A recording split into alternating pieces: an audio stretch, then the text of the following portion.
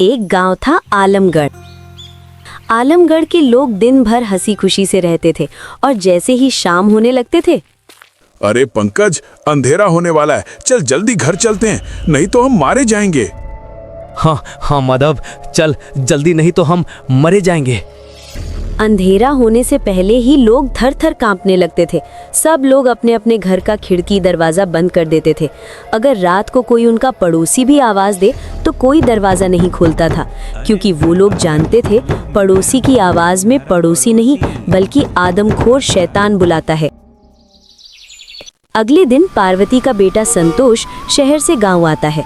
अरे बेटा, ये तुझे क्या हो गया? इतना दुबला पतला? क्या आजकल शहर में भी खाना कम पड़ रहा है क्या?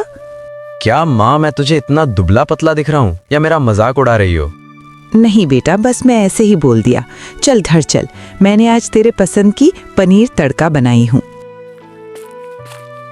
संतोष थोड़ा जिद्दी था, वो किसी की बात को जल्दी यकीन नहीं करता था। अरे संतोष, कब आया तू शहर से? हाँ भाई लोग, आज ही सुबह आया हूँ। और बता संतोष, शहर में पढ़ाई कैसे चल रही है? शहर में सब कुछ ठीक है, और तुम लोग बताओ गांव में क्या हाल है? क्या बताएं संतोष, गांव का हाल तो बहुत बुरा है। तुझे नहीं बताया क्या तेरी माँ ने? क्यों, क्या हो गया जो गांव में? और मुझे तो माँ ने कुछ भी नहीं बताया। क्या बताएं संतोष, गांव में सब लोग गायब हैं। मतलब कौन लेके गया? अरे संतोष, एक आदमखोर शैतान।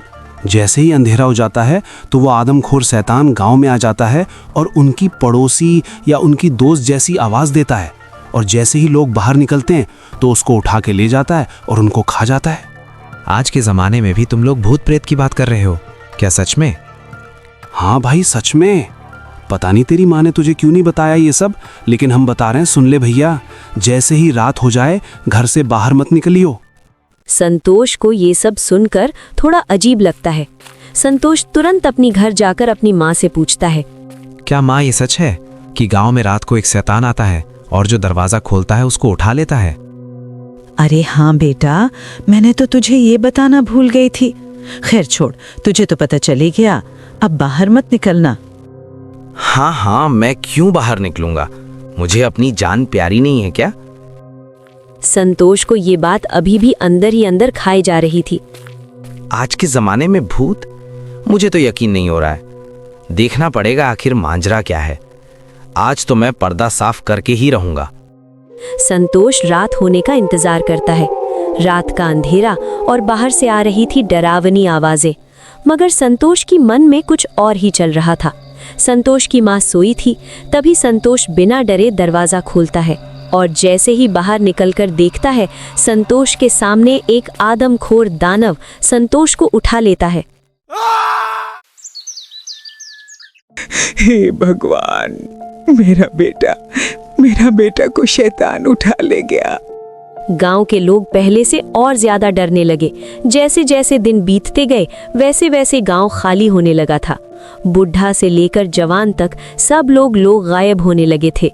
एक दिन संतोष का दोस्त प्रमोद संतोष को ढूंढते हुए गांव आता है। अरे संतोष 5 दिन बोल के गांव चला गया, 2 दिन में एग्जाम है और ये आकर गांव में बैठा है। इसे उतना भी याद नहीं है 2 दिन में एग्जाम है। तभी प्रमोद की नजर एक आदमी पर पड़ता है। उस आदमी को देखकर प्रमोद चौंक जाता है। अरे ये तो वही शर्ट है जो मैंने संतोष को गिफ्ट दी थी। संतोष की ये शर्ट इस आदमी के पास कैसे आया? संतोष का पिता भी तो नहीं है और संतोष अपने कपड़े किसी और को देता भी नहीं, तो ये फिर कौन है? प्रमोद उस आदमी का पीछा करने लगता है। वो आदमी जंगल के अंदर जाता है। प्रमोद भी उसके पीछे पीछे जाने लगता है। प्रमोद देखता है कि वो आदमी एक गुफा के अंदर जाता है। प्रमोद भी गुफा के अंदर जाता है। प्रमोद गुफा के अंदर जो देखता है उसके पैरों तले जमीन खिसक जाती है। अरे पागल, तेरे कपड़े का क्या हो गया जो तू इसके कपड़े पहन के गया था? अगर तुझे गांव के लोग इस कपड़े के साथ देख लेते तो, अगर इस कपड़े को कोई पहचान लेगा तो हमारा सारा मेहनत मिट्टी में मिल जाता। तुझे पता है कि नहीं, जब तक आलमगढ़ के लोग ये गांव ना छोड़ दे तब तक उन लोगों को डराना है। अच्छा, तो ये चल रहा है इस गांव में। तभी प्रमोद की नजर संतोष पर पड़ती है और संतोष के साथ और भी कई लोग थे जिनको बंदी बनाकर रखा गया था।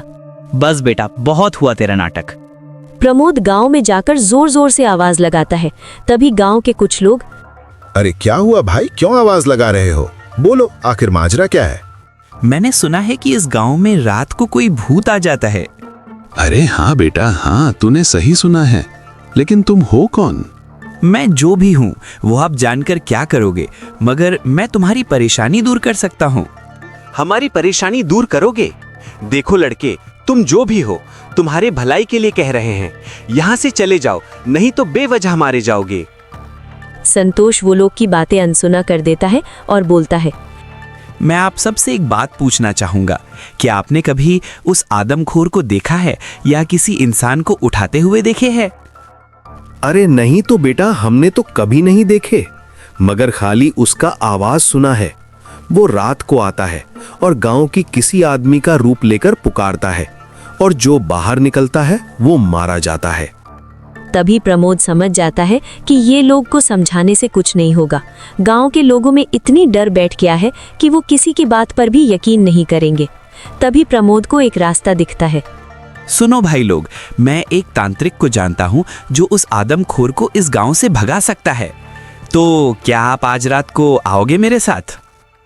नहीं नहीं भाई, हमें हमारी जान प्यारी है, हम नहीं आएंगे। जिसको मरना है वो लोग जाओ।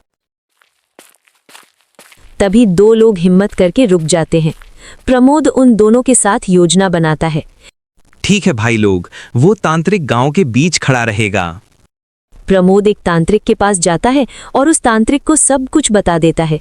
जैसे ही रात होने लगी, तांत्रिक गांव के बीचों बीच खड़ा था और बाकी गांव के लोग चुपके से देख रहे थे। तभी दो आदमी आदमखोर भूत का मुखटा लगाकर आ जाते हैं। अरे बॉस, ये कौन है? हमसे डर भी नहीं रहा है। अरे तू चुप रहे, इसे भी उठा लेंगे। अरे भागो, देखो आ गया आदमखोर, भागो। गांव के लोग डर के मारे कांप रहे थे और जैसे ही उस तांत्रिक को दोनों उठाने वाले थे, तांत्रिक मुखटा को खोल देता है। अरे ये तो वही बहरूपिया है जो 2 महीने पहले हमसे हमारे गांव में फैक्ट्री बनवाने की बात कर रहे थे, और हमने इन्हें मना कर दिया था गांव देने से। तो क्या इसी वजह से ये लोग हमारे गांव के लोगों को उठा रहे हैं ताकि हम लोग डर के मारे गांव से भाग जाएं? तभी गांव के लोग सभी सामने आ जाते हैं। हाँ भाई लोग, आप लोग सही समझे, और आपके गांव के लोग जितने भी गायब हुए हैं उन सभी लोग को इसी 2 बहरूपियों ने उठाया और बंदी बनाकर रखा है। मारो मारो मारो। उन दोनों को गांव वाले बहुत मारते हैं और सभी गांव वाले गुफा में जाकर जितने भी लोग गायब हुए थे सभी को लेकर आते हैं। बेटा, तुमने हमारी इतनी मदद की, हम तुम्हारी एहसान कभी नहीं भूलेंगे।